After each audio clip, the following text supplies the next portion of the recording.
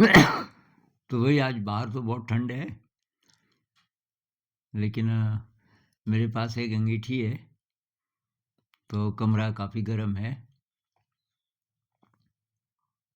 और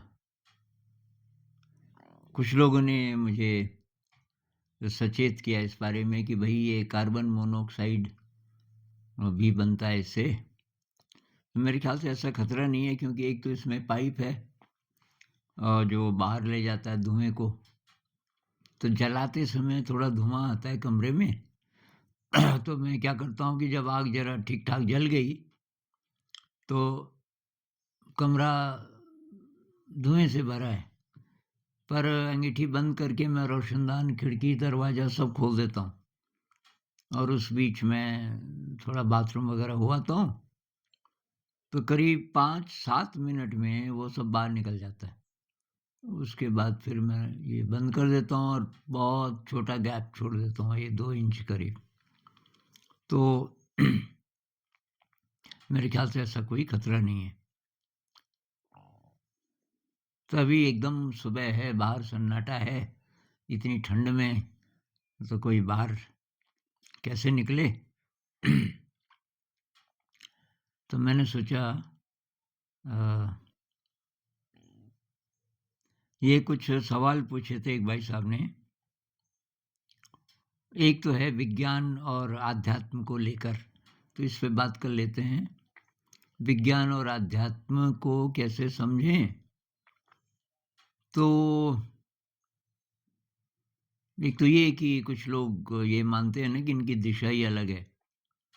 अ, तो क्या इनकी दिशाएँ इतनी अलग-अलग हैं कि कोई कॉमन ग्राउंड नहीं है?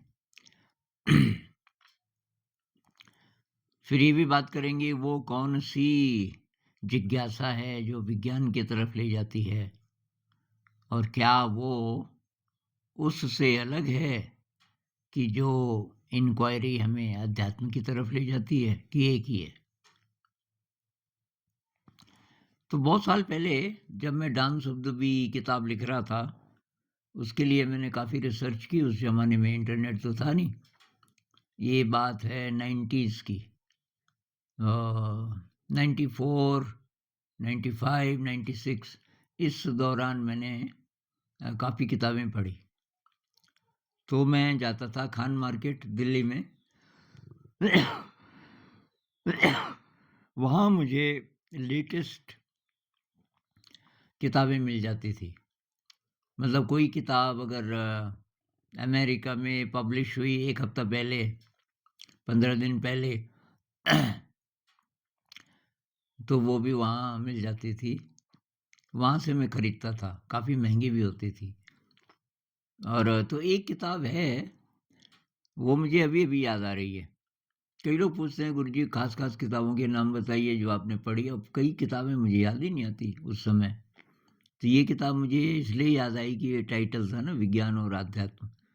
तो उस किताब का नाम है dialogues with scientists and sages, मेरे ख़्याल से किसी महिला ने लिखी है वो किताब। उसमें जे कृष्णमूर्ति जी का भी इंटरव्यू है। एक साउथ के क्रिश्चियन संत थे, जॉन बीड, उनका भी है। मेरे ख़्याल से एलन वॉट्स का भी है और ये फ्रिट्ज़ ऑफ कापरा, ऐसे-ऐसे कुछ लोग जो कि अ, मतलब कुछ साइंटिस्ट और ये आध्यात्मिक और वो कॉमन कुछ ढूँढ रही थी। तो उसका कंक्लूज़न ये था कि science deals with gross matter. तो उसने 2 प्रकार के मैटर की बात उसमें की है कि 2 प्रकार का पदार्थ हो सकता है। एक पदार्थ जिसको हम जानते हैं एटम से बना, ये सारा ब्रह्मांड, हमारे शरीर सब कुछ, ये दृश्य जगत। लेकिन वो कह रही है कि ऐसे भी जगत हो सकते हैं जो सटल मैटर के बने हैं, सूक्ष्म पदार्थ के, इस एटम के नहीं। और वो जगत हमें दिखेंगे नहीं क्योंकि हमारी आँख ऐसी बनी है कि वो केवल ग्रॉस मैटर को देख सकती है।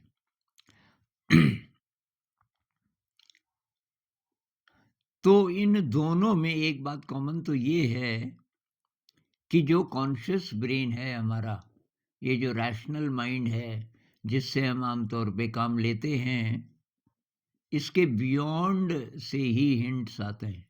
इसके बियॉन्ड जब कोई चला जाता है, तब विज्ञान में कुछ नया आता है। जैसे आइंस्टाइन है, E=mc², तो इसका कोई प्रीडिसेसर नहीं था। मतलब ये जो ज्ञान आया उनके दिमाग में, तो इसके पीछे ये नहीं था कि ये पहले से कुछ और लोगों ने भी रिसर्च की और वो रहा होगा उसके दिमाग में, ऐसा कुछ नहीं था। रामानुजन जिनको कुछ भी पता नहीं था कि और गणितज्ञ लोगों ने क्या ढूँढा होगा, क्या नहीं, उसको तो कोई मतलब ही नहीं रहता था। तो रामानुजन के दिमाग में जो नए-नए थ्योरम्स आए, जिनमें से शायद 100 से ज़्यादा ऐसे थ्योरम्स हैं जिनको कोई हल नहीं कर पाया अभी तक। पूरी दुनिया के ये गणितज्ञ लगे हुए हैं इस पे। तो मुझे आश्चर्य हो रहा था कि उनको नोबेल अवार्ड क्यों नहीं मिला? तो कुछ दिन पहले एक भाई साहब ने कमेंट में बोला कि गणित में नहीं मिलता। तो ये तो भाई गलत बात है, गणित में क्यों नहीं मिलना चाहिए नोबेल अवार्ड? जब फिज़िक्स में मिलता है, केमिस्ट्री में मिलता है, तो मैथ में भी मिलना चाहिए। तो कॉन्शियस ब्रेन के पार, आध्यात्म में भी हम वही कोशिश करते हैं। भाई हम ध्यान में हम बोलते हैं ये जो बड़बड़ाने वाला मन है, ये जो मंकी माइंड है, ये प्रॉब्लम है। संत लोग कहते हैं मन की मूल अवस्था, स्वस्थ अवस्था साइलेंस है, मन में कोई थॉट ना हो। तो ये जो कॉन्शियस ब्रेन है, इससे जब हम काम लेते रहेंगे तो थॉट्स तो आएंगे ही। इसके पास है ही वही मेमोरीज हैं, अ, इस जन्म की मेमोरीज हैं उसके पास। इस जन्म का ज्ञान है और उसकी मदद से नए-नए कॉम्बिनेशंस वो बनाता रहता है। लेकिन जो एक्चुअली ओरिजिनल आइडिया है, वो आता है कॉन्शियस ब्रेन के बियॉन्ड से, जब कॉन्शियस माइंड चुप हो जाता है। और विज्ञान में किसी भी वैज्ञानिक से आप बात कर लो, जिसने ओरिजिनल कुछ ढूँढा, जो अभी तक नहीं था, तो यही बोलेगा कि यार ये आया, इनसाइट अचानक आया। जैसे बेंजीन की रिंग का है ना, काकुले काकुले कब से ढूंढ रहा था कि इसका स्ट्रक्चर क्या होगा बेंजीन का। ये पता चल गया था कि C6H6, 6 इसमें कार्बन है और 6 इसमें हाइड्रोजन है। तो 6 कार्बन और 6 हाइड्रोजन से कई स्ट्रक्चर्स बन सकते हैं। वो वैज्ञानिक लोग ट्राई कर रहे थे। कोई फिट नहीं हुआ, क्योंकि अगर स्ट्रक्चर ऐसा है तो इसका गुणधर्म ऐसा होना चाहिए। लैब में उस समय तक विज्ञान इतना एडवांस्ड हो गया था। तो काकुले भी कोशिश कर रहा था। कहते हैं एक बार वो बस से जा रहा था और उसको हल्की-हल्की नींद भी आ रही थी और अचानक एक तस्वीर आई, 6 साँप। 6 साँप हैं, ये जो साँप है, इसने दूसरे साँप की पूँछ पकड़ी हुई है और ये साँप है, इसने इस वाले की पूँछ पकड़ी हुई है और ये हेक्सागन बन रहा है, षटभुज, 6 साँप। अचानक वो इमेज आई इतनी पावरफुल, तो एकदम से उसकी नींद ही जैसी थी खुली। तो उसके पास डायरी रहती थी हमेशा और कुछ भी नया आइडिया है उसमें लिख लेता था। उसने वो चित्र बना दिया। अब फिर वो जब घर गया तो लैब थी उसकी घर ही में। लैब में फिर उसने कहा यार ये बेंजीन ड्रॉप करना पड़ेगा, ये प्रोजेक्ट नहीं निकल रहा, एक लास्ट ट्राई मैं करता हूँ। और शायद उसकी डायरी टेबल पे खुली थी, वही वाली, और उसको अचानक याद आया इसमें मैंने कुछ नोट किया था कल। उसने खोला और उसमें वो 6 उसको दिखे हेक्सागन। इधर उसने देखा बेंजीन में 6 कार्बन होते हैं और ये दोनों चीज़ें इकट्ठी हो गई। कहीं ऐसा तो नहीं कि ये षटभुजाकार हो, बेंजीन का स्ट्रक्चर ऐसा हो कि कार्बन ऐसे जुड़े हैं एक दूसरे से 6। अब 6 कार्बन अगर जुड़े हैं, 6 कोने हो गए, हर एक कोने पे एक हाइड्रोजन लगा दो, 6 हाइड्रोजन भी खप गए। लेकिन कार्बन के तो 4 बॉन्ड होते हैं। ये कार्बन है, इससे ये कार्बन जुड़ा है, ये जुड़ा है, एक हाइड्रोजन, ये तो 3 ही हुए। तो इसका मतलब कहीं-कहीं डबल बॉन्ड है। तो उसने अंदर 3 डबल बॉन्ड बनाए, एक-एक छोड़ के। वो फिट हो गया। फिर वो उसने टेस्ट किया लैब में कि अगर ऐसा है, तो बेंजीन के जो-जो गुण हमें पता हैं, वो इस स्ट्रक्चर पे फिट होने चाहिए, और वो हो गया। तो काकुले बहुत फ़ेमस हो गया फिर, क्योंकि ये जो स्ट्रक्चर है, स्ट्रक्चर का फ़ायदा क्या है? उसके स्ट्रक्चर का पता चलने से आप कई प्रेडिक्शंस कर सकते हैं उसके बारे में, कि फिर इसका गुण कैसा होगा, ये किसके साथ मिलके क्या बना सकता है, वगैरह-वगैरह। तो और ऐसी बहुत सारी कहानी है, जिसमें कि ये अचानक आया इनसाइट। तो कॉन्शियस ब्रेन के पार से कुछ आता है। अब वैज्ञानिक की कोशिश ये होती है कि कोई ऐसा हिंट मिले, जिससे कि ये जो बाहर का जगत है, इसको मैं समझ पाऊँ कि ये क्या है। अ, और ऐसा लगता है कि बाहर के जगत के बारे में जितना पता है, शायद उससे कहीं अधिक ऐसा है जिसका पता ही नहीं है। क्योंकि हम सोचते हैं इतना ही है। 100 साल पहले तक ये कोई सोच भी नहीं पाता होगा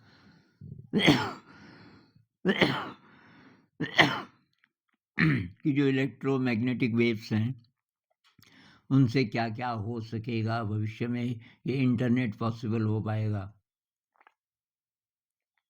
तो ये तो अभी-अभी पता चला ना, इंटरनेट वगैरह का। और क्या-क्या है, हमें नहीं पता।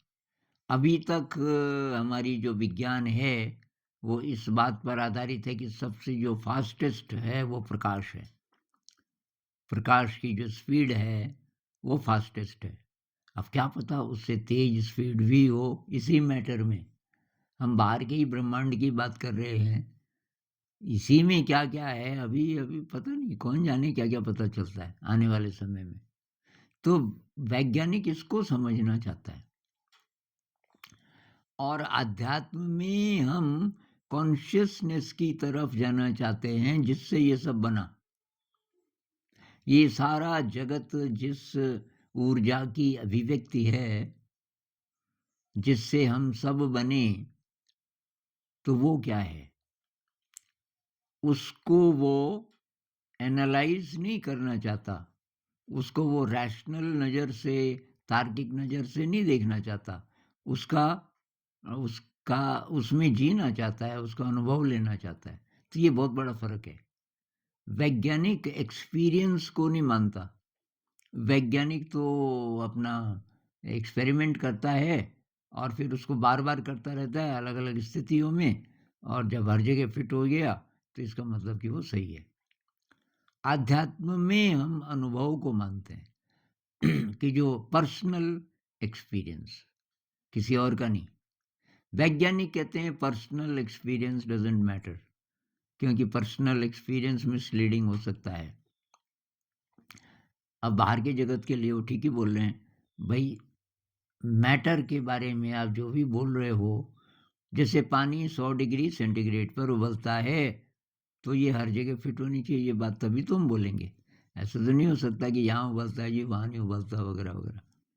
तो आध्यात्म में बात है पर्सनल एक्सपीरियंस की। आप वही हो जाते हैं। तो इन्वेंशन के क्षणों में शायद वैज्ञानिक के साथ भी यही होता है।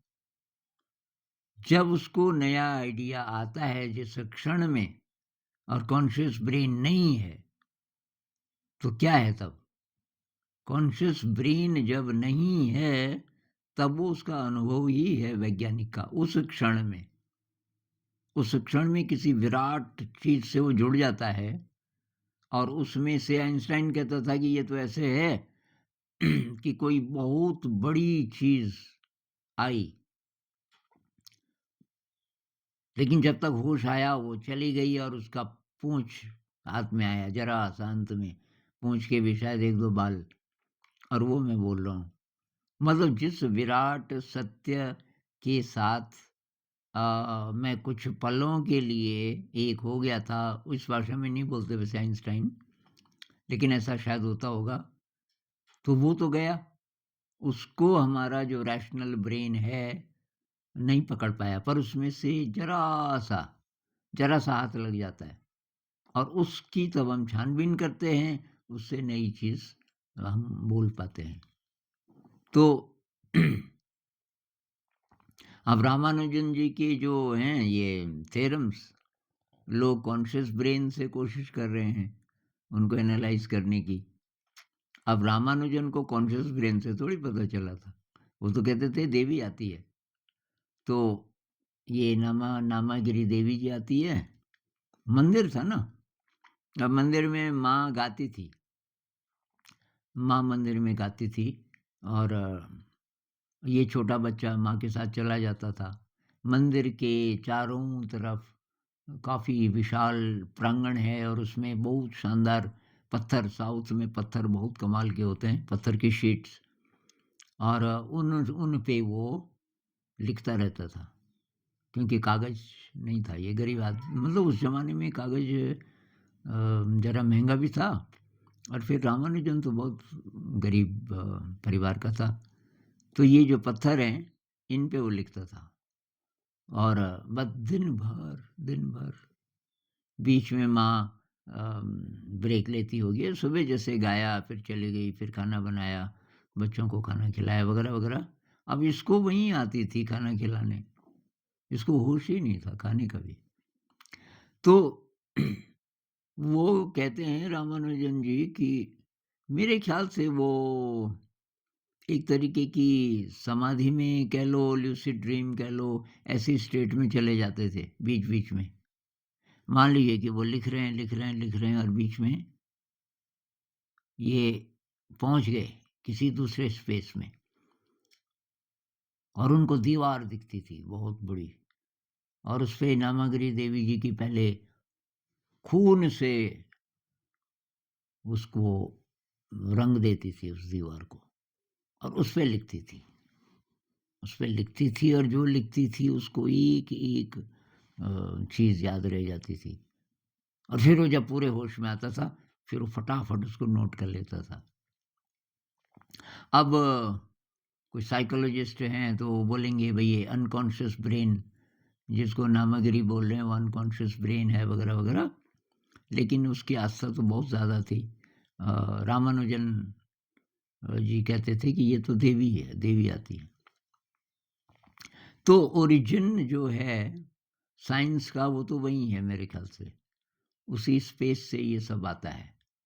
और दूसरी बात कि जो क्लूज़ हैं इस ब्रह्मांड के, तो वो हमारे अनकॉन्शियस में अनकॉन्शियस में हम पहुँच जाएँ, तो वहाँ एक्सेसिबल हैं। कुछ लोग बोलते हैं आकाशिक रिकॉर्ड्स, ये अ, आकाशिक रिकॉर्ड्स होते हैं कि मतलब सारा ज्ञान है अवेलेबल, लेकिन उसको एक्सेस करने के लिए हमें वहाँ पहुँचना पड़ेगा। वहाँ पहुँचने के लिए कॉन्शियस ब्रेन को पार करना पड़ेगा। कॉन्शियस ब्रेन को जैसे ही आपने पार किया, आप मर गए। कॉन्शियस ब्रेन को ही तो हम मैं बोलते हैं ना, तो मैं तो खत्म हो गया। कबीर साहब कहते हैं जब मैं था तब हरि नहीं, जब तक मैं ज़िंदा था, तब तक परमात्मा की अनुभूति नहीं हुई।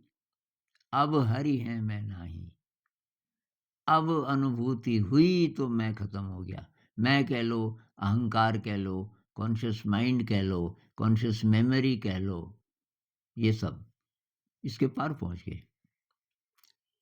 लेकिन अ, आध्यात्म तब ये कोशिश नहीं करता कि वहाँ से कोई क्लू मिले और ब्रह्मांड को समझने में मदद मिले। इसकी बजाय वो ये जो कॉन्शियसनेस है, बस वही बन जाना चाहता है। कबीर साहब कहते हैं ना, बूँद समानी समुद्र में सो कत हेरी जाए। बूँद जो है समुद्र में समा गई, कॉन्शियस ब्रेन समाप्त हो गया, समुद्र बन गया। सो कत हेरी जाए, अब कॉन्शियस ब्रेन कहीं नहीं है, नज़र ही नहीं आएगा आपको, मैं खत्म उन क्षणों में। तो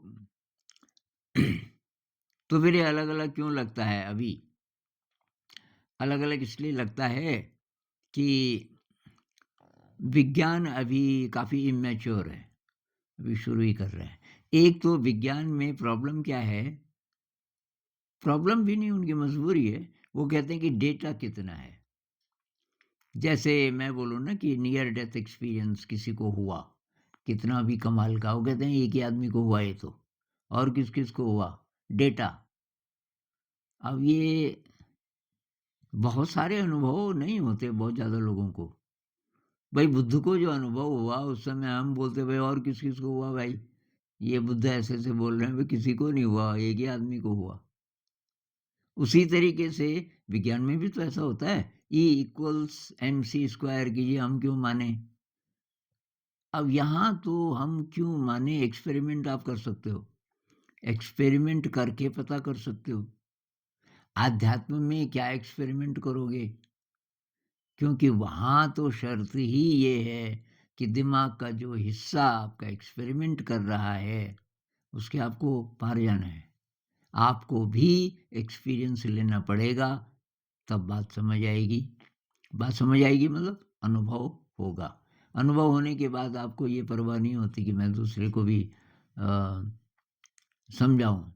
पता नहीं समझे ना समझे, आप यही बोलोगे भाई तुम भी एक्सपीरियंस करो। तो इस पे भई और क्या बोलें? मुझे लगता है विज्ञान और आध्यात्म नज़दीक आ रहा है, कुछ समय से। ये दलाई लामा जी 90 के दशक में नासा वालों से मिले अमेरिका में। वो ध्यान पे बोल रहे थे और ये वैज्ञानिक लोग बोल रहे थे कि अगर हम कोई साइंटिफिक प्रूफ इसका पता कर लेते, उन्होंने कहा तुम्हारे पास कोई ऐसी मशीन है कि ब्रेन के अंदर अगर चेंज हो, मान लीजिए कोई ध्यान में बैठे, तो ब्रेन के अंदर क्या-क्या चेंज हो रहा है वो पकड़ ले। तो कुछ नया-नया उन्होंने बनाया था उस समय कि ऐसा तो है कि फिर आ जाओ, मेरे पास 5000 ऐसे मेडिटेटर्स हैं जो बहुत डीप हैं और आप उनमें से अलग-अलग लोगों को ले सकते हो और देखो ब्रेन में क्या होता है। फिर उनकी टीम आई धर्मशाला, यहाँ रहते हैं ना ये दलाई लामा जी, इनका एक सेंटर है बहुत बड़ा धर्मशाला में हिमाचल प्रदेश में। तो वहाँ आए नासा वाले और उन्होंने ये एक्सपेरिमेंट्स के 90 के दशक से पहली बार बहुत गहराई से मेडिटेशन साइंटिफिक हो गया कि भाई ध्यान का एक ही घंटे में इतना ज़्यादा असर पड़ता है कि ब्रेन पूरा रिवायर हो जाता है। तो विज्ञान और अध्यात्म का मिलन है ये और तब से काफ़ी एक्सपेरिमेंट्स हो रहे हैं। अब इसमें पॉलिटिक्स बहुत बड़ी है ना। पॉलिटिक्स के कारण अभी पूरा सच सामने नहीं आ रहा है। पॉलिटिक्स क्या है? भई अगर सबको पता चल जाए कि आप मेडिटेशन से अपनी हीलिंग कर सकते हो, तो मेडिकल साइंस का क्या होगा? मेडिकल साइंस तो लगभग उसमें बहुत कम चीज़ें बचेंगी।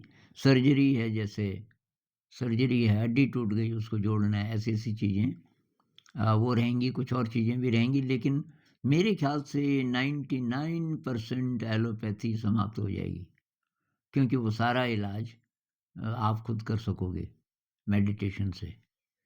अब ये तो बहुत डेंजरस है ना उनके लिए, जो बड़े-बड़े बिलियनेयर्स हैं, आपको पता नहीं पता है कि नहीं है, तो ये फार्मास्यूटिकल कंपनीज़ और पेट्रोकेमिकल कंपनीज़, ये हैं सबसे बड़ी-बड़ी। पेट्रोलियम जब पेट्रोल अ, पेट्रोलियम उसको बोलते हैं ना, ये कच्चा पेट्रोल, कच्चा तेल, उसको जब निकालते हैं धरती से और उसको फिर शुद्ध करते हैं, तो पेट्रोकेमिकल कंपनीज़ उससे जो-जो चीज़ें बनती हैं जैसे हमारी जलाने की गैस है और हमारा पेट्रोल है, डीज़ल है और बहुत सारी चीज़ें लुब्रिकेंट्स हैं। तो हाइड्रोकार्बन जिसको बोलते हैं, बहुत प्रकार के चीज़ें, प्लस अब उसमें और चीज़ें मिला करके केमिस्ट्री का एक बहुत बड़ा एरिया और बहुत बड़ी इंडस्ट्री इस समय वही है, पेट्रोकेमिकल कंपनीज़। और तब वहीं से ज़्यादातर मटेरियल आता है जिसकी दवाइयाँ भी बनती हैं। आप बहुत सारी दवाइयों में देखोगे उनका स्ट्रक्चर, उसमें बेंजीन होता है, बेंजीन। तो वो उसी को स्टडी करते फिर नए-नए कॉम्बिनेशन बनाते रहते हैं। लैब में बनती हैं दवाइयाँ तो ज़्यादातर, नेचर से बहुत कम आती हैं आजकल। तो ये जो फार्मास्यूटिकल कंपनीज़ मतलब दवाई, एलोपैथिक अंग्रेज़ी दवाई, ये दोनों कंपनीज़ मिली हुई हैं, कइयों के एक ही मालिक भी होते हैं। ये तो सब फिर ख़त्म होने लगेगा।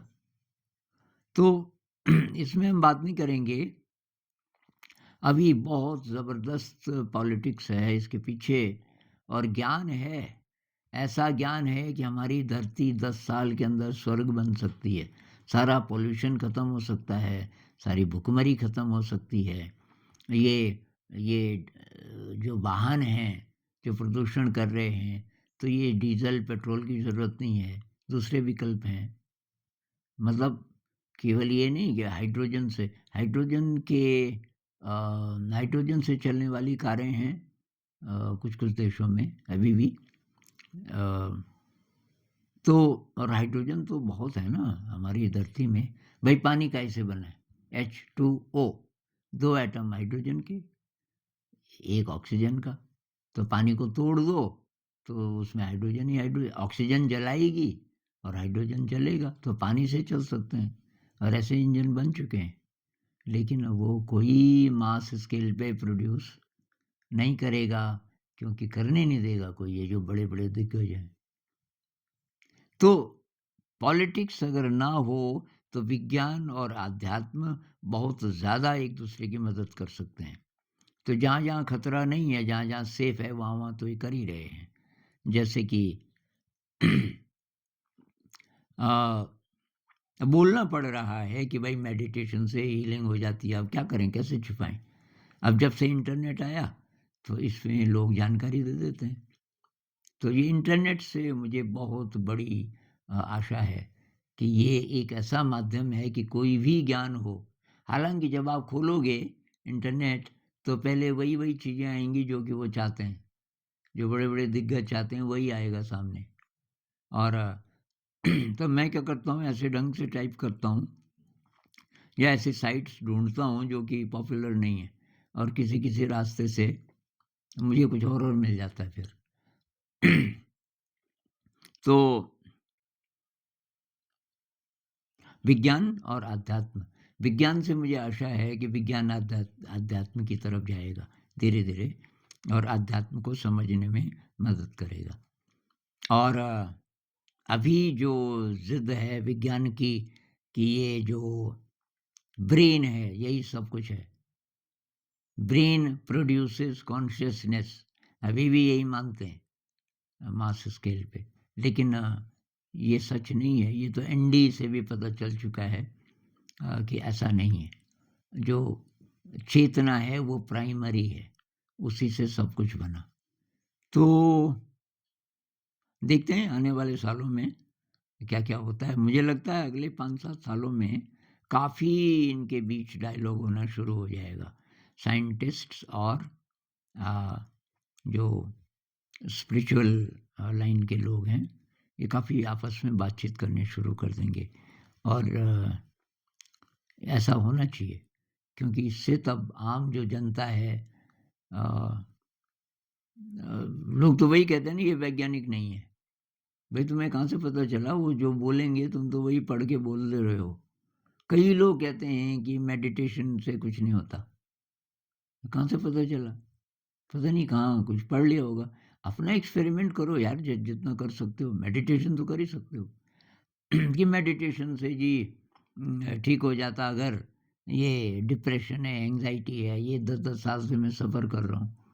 आप बोल रहे हो मेडिटेशन से कैंसर मेडिटेशन से ठीक हो सकता है। तो अगर ऐसा होता तो फिर लोग हॉस्पिटल क्यों जाते? भई ऐसा हो रहा है। क्यों जाते? अब जो इग्नोरेंट है वो तो जाएँगे ही। जिनको पता है वो कर रहे हैं कोशिश और खुद ही उनकी हीलिंग हो जा रही है। अगर वो बहुत ज़्यादा मैं सजेस्ट करता हूँ किसी-किसी को। कल एक कमेंट आया किसी भाई साहब का, किसी प्रकार का कैंसर डायग्नोज़ किया गया। मैंने कहा भई अगर आप रिगरसली मेडिटेशन करोगे 3 घंटे से ज़्यादा रोज़, जितना कर सको वैसे तो 6 महीने में ये काफ़ी ठीक हो सकता है, क्योंकि ऐसा हुआ है कई जगह। अब एक तो उनको विश्वास नहीं आया होगा, फिर कि इतना कि कठोर डिसिप्लिन, अब तो भई ज़िंदगी और मौत का सवाल है, फिर भी आप बोल रहे हो इतना कठोर डिसिप्लिन, तो मतलब दवाई पे ज़्यादा भरोसा है।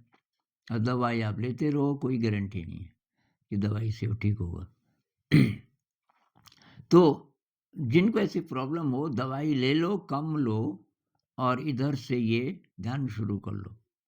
दवाई की डोज़ ज़्यादा मत रखो और धीरे-धीरे कम करते अगर असर अच्छा हो रहा है मेडिटेशन का, धीरे-धीरे कम करो, फिर बंद करके देखो। कुछ दिन केवल ध्यान करो, कुछ हफ्ते, कुछ महीने देखो, अगर इम्प्रूवमेंट हो रहा है, दवाई मत लो। तो बड़ा विषय है, अभी इस पे इतनी बात करेंगे।